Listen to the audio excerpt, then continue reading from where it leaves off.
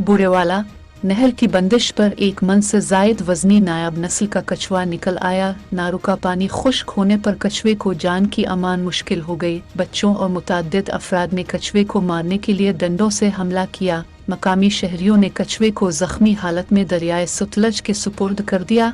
नेकी कर दरिया में डाल को सच कर दिखाया।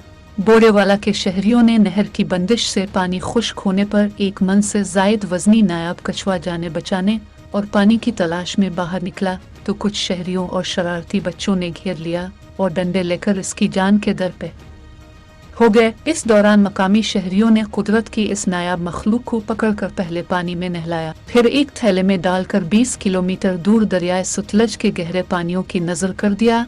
शहरियों के इस अमल ने नेकी कर दरिया में डाल का अमली मुजाहिरा करके अल्लाह की मखलूक से रहमदिली की एक अच्छी मिसाल कायम कर दी।